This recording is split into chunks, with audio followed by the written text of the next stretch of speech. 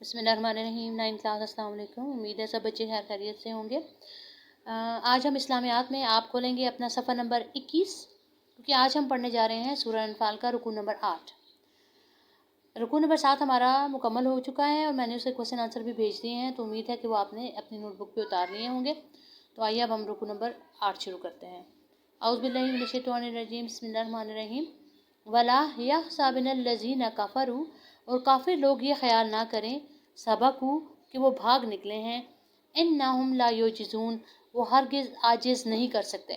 کسے عاجز نہیں کر سکتے؟ اللہ کو عاجز نہیں کر سکتے، مسلمانوں کو عاجز نہیں کر سکتے۔ اپنی جو چال چلتے ہیں، منصوبہ بندی کرتے ہیں، اس میں وہ کبھی بھی مجبور نہیں کر سکتے اللہ کو، آپ صلی اللہ علیہ وسلم کو، مسلمانوں کو، کسی کو بھی۔ وَلَا يَحْسَبَنَّ الَّذِينَ كَفَرُوا سبقوا، اور کافر لوگ یہ خیال نہ کریں کہ وہ بھاگ نکلے ہیں، انہم لا یعجزون، وہ ہرگز عاجز نہیں کر سکتے۔ وَأَعِدُّوا لَهُمْ، اور ان کے لیے، اور تم تیار رکھو، لہم ان کے لیے، وَأَعِدُّوا لَهُمْ، اور ان کے لیے تم تیار رکھو، مَا اسْتَطَعْتُمْ، جتنی تمہاری ہمت ہے، من قوتٍ، اپنی طاقت سے، من رباط الخیل، اور تیار گھوڑوں سے۔ وَأَعِدُّوا لَهُمْ، اور ان کے لیے تیار کر رکھو، مَا اسْتَطَعْتُمْ، جتنی تمہاری ہمت ہے، من قوتٍ، اور طاقت ہے، ومن رباط الخیل، اور تیار گھوڑوں سے، ترہبون بہ، تاکہ تم اس سے خوفزدہ کرو، عدو اللہ، اللہ کے دشمنوں کو، وعدوکم، اور تمہارے اپنے دشمنوں کو، وآخرین من دونہم، اور اس کے علاوہ جو دوسرے ہیں، لا تعلمونہم، جنہیں تم نہیں جانتے، اللہ یعلمہم، لیکن اللہ انہیں جانتا ہے۔ مسلمانوں کو یہاں پر یہ تاکید کی جا رہی ہے کہ وہ کفار کے مقابلے کے لیے ہر وقت تیار رہیں اور اپنا ایک جنگی لشکر ان کے لیے تیار رکھیں۔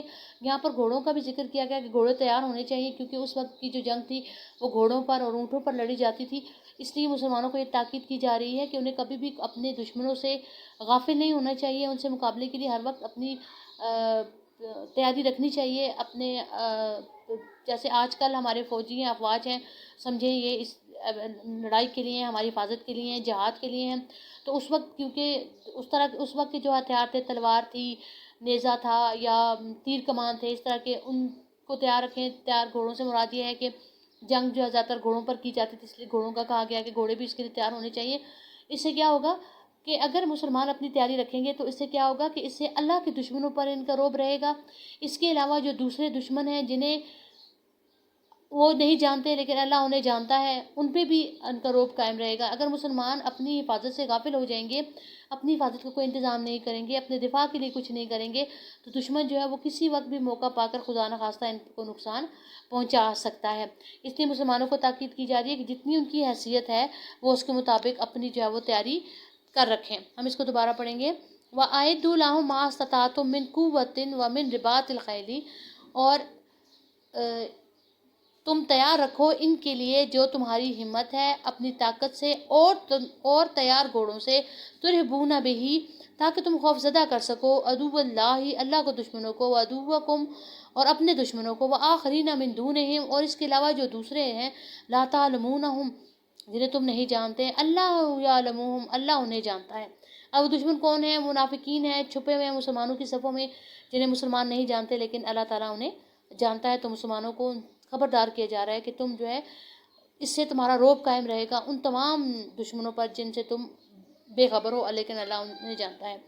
وَمَا تُنْفِقُوا فِي شَيْءٍ فِي سَبِيلِ اللَّهِ، اور جو کچھ تم خدا کی راہ میں خرچ کرو گے، يُوَفَّى عَلَيْكُمْ، تو تمہیں اس کا پورا پورا ثواب دیا جائے گا، وَأَنْتُمْ لَا تُظْلَمُونَ، اور تمہارا ذرا بھی نقصان نہیں ہوگا۔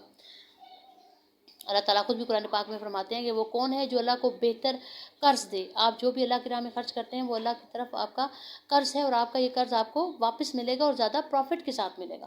اس لیے یہاں پہ مسلمانوں کو بھی کہا جا رہا ہے کہ جو کچھ تم اللہ کی راہ میں خرچ کرو گے تمہیں اس کا پورا پورا ثواب دیا جائے گا اور تمہارا ذرا بھی نقصان نہیں ہوگا۔ وَإِن جَنَاحُوا لِلسَّلْمِ، اگر یہ لوگ صلح کی طرف مائل ہو جائیں، صلح کے لیے راضی ہو جائیں، فَأَجْنَحْ لَهَا، تو تم بھی اس کی طرف مائل ہو جاؤ، وَتَوَكَّلْ عَلَى اللَّهِ، اور اللہ پر بھروسہ رکھو، إِنَّهُ هُوَ السَّمِيعُ الْعَلِيمُ، بے شک وہ سب کچھ سنتا اور جانتا ہے۔ یعنی اگر یہ کافر لوگ صلح کے لیے راضی ہو جاتے ہیں، آپ صلی اللہ علیہ وسلم کے ساتھ صلح کا معاہدہ کرنا چاہتے ہیں، جنگ ختم کرنا چاہتے ہیں، تو آپ صلی اللہ علیہ وسلم کو کہا گیا ہے تو آپ بھی ان کے ساتھ صلح کر لیں. اور ساتھ ہی ساتھ یہ کیا تاکید کی جا رہی ہے کہ صرف اللہ پر بھروسہ رکھیں، کیونکہ اللہ تعالیٰ سب کچھ سنتا اور جانتا ہے. تو 9 کلاس آج کے لیے ہمارا اتنا ہی ہے. کام ہے آپ نے آیات کو دوبارہ پڑھنا ہے اور ترجموں کو ساتھ ہی ریوائز کرنا ہے. جب تک آپ ساتھ ساتھ ریوائز نہیں کریں گے پھر آپ کی اچھی تیاری نہیں ہو پائے گی. ٹھیک ہے، تو روز کا روز پڑھنا جو ہے کامیابی کی سمجھے کنجی ہے کہ روز کے کام کو روز ہی پڑھا جائے اور روز ہی یاد کیا جائے. ٹھیک ہے جی، اللہ حافظ.